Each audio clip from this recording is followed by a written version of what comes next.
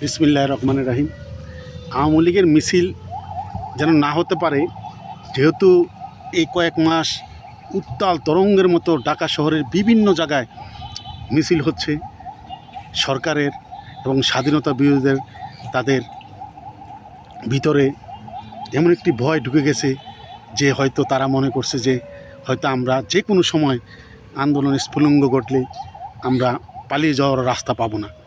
তাই তারা নতুন নতুন এমন ফোন দিয়ে আসছে, আপনারা দেখেন বাংলাদেশের ইতিহাসে এমন ঘটনা হয় নাই। বলছে যারা আন্দোলন করতে মিছিল করবে, বিক্ষোভ মিছিল করবে, একজনকে ধরতে পারলে 5,000 টাকা পুরস্কার পুলিশকে দেওয়া হবে। আবার দেখেন এমনও বলা হচ্ছে যে কোনো থানার, ঢাকা শহরে কোনো জায়গায় বাংলাদেশের কোনো থানার ভিতরে যদি আওয়ামী লীগের বিক্ষোভ মিছিল হয় তাহলে ওই ওসির চাকরি থাকবে না। এমনভাবে তারা বিভিন্নভাবে করছে।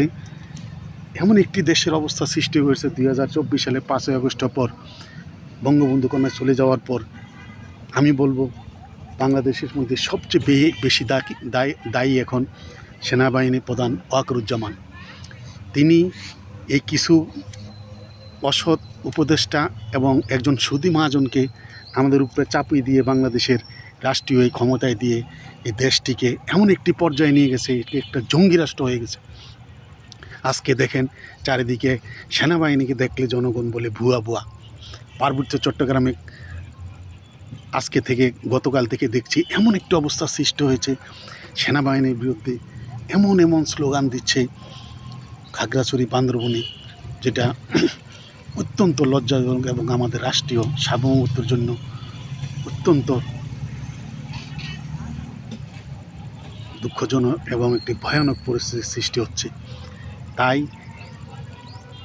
এখন আমি বলবো যে যারা এই আওয়ামী লীগের বিক্ষোভ মিছিল ঠেকানোর জন্য চিন্তা ভাবনা করছেন তাদেরকে বলবো যে পিঠের চামড়া থাকবে না, এখনও সময় আছে।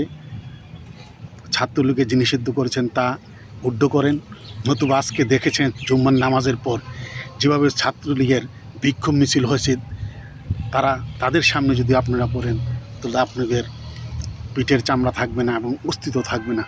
তাই এখনই আপনারা সতর্ক হন। কথা বলে আমার কথা এখানে শেষ করছি। জয় বাংলা, জয় বঙ্গবন্ধু।